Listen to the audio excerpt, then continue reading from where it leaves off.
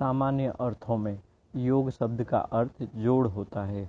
आध्यात्मिक अर्थ में योग का आशय स्वयं का अर्थात आत्मा का परमात्मा से अथवा परम से मिलना है। इसका उद्देश्य स्वयं को परमात्मा से अथवा परम से शक्ति, आनंद, प्रेम, शांति आदि की प्राप्ति करके परम अवस्था या उच्चतम अवस्था को प्राप्त करना है। आध्यात्मिक योग के लिए कोई निश्चित आसन, प्राणायाम आदि की बाध्यता नहीं है।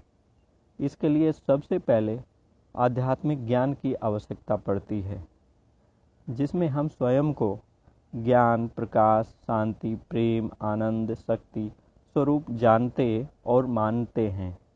इसके बाद परमात्मा अर्थात परम का स्वरूप भी ज्ञान, प्रकाश, शांति, प्रेम, आनंद, शक्ति है, परंतु वह इन स्वरूपों में असीम होता है। आत्मा और परमात्मा का अस्तित्व जड़ तत्वों से परे होता है और हम अपने कर्म इंद्रियों द्वारा उसकी प्रतीति नहीं कर सकते। हम अपनी समझ और विवेक से ही अपनी आत्मा और परमात्मा अर्थात परम का अनुभव कर सकते हैं। जैसे कि बिजली के बल्ब में प्रकाश उत्पन्न करने के लिए बिजली घर से तारों के माध्यम से बिजली के बल्ब को जोड़ना पड़ता है। इसके बाद ही बल्ब में प्रकाश आता है।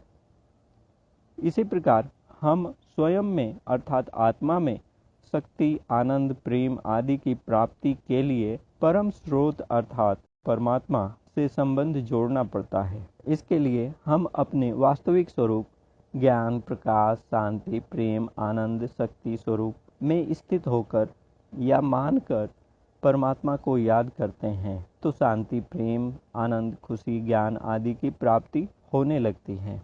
इसलिए सर्वप्रथम स्वयं को आत्मा अर्थात दिव्य प्रकाश स्वरूप ज्ञान, शांति, प्रेम, आनंद, शक्ति आदि स्वरूपों का मनन चिंतन करते हुए अनुभव करना और उसी अनुभव में स्थित होना नितांत आवश्यक है। आध्यात्मिक योग के लिए मुख से बोलने की आवश्यकता नहीं होती या किसी मंत्र का जाप करने की आवश्यकता नहीं होती, बल्कि आध्यात्मिक ज्ञान के स्वरूपों में स्थित होकर परम स्रोत या परमात्मा की याद में रहना, उनकी स्मृति में रहना और करना ही वास्तविक आध्यात्मिक योग है।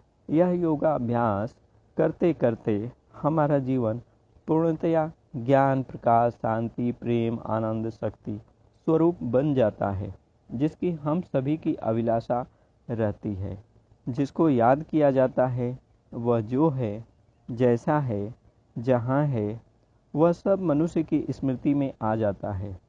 अतः जब हम परमात्मा की याद में अथवा योग में बैठते हैं तो हमारा मन तुरंत ही परम स्रोत अर्थात आनंद, शांति, ज्ञान, प्रेम के सागर शिव के गुण, शक्तियाँ सब हमारे मन में स्मरण हो जाते हैं। इस प्रकार हम मुख से कुछ भी बोलते नहीं हैं और न ही मन में कोई मंत्र का उच्चारण करते हैं, फिर भी परमात्मा की याद हमारे मन में आ जाती है।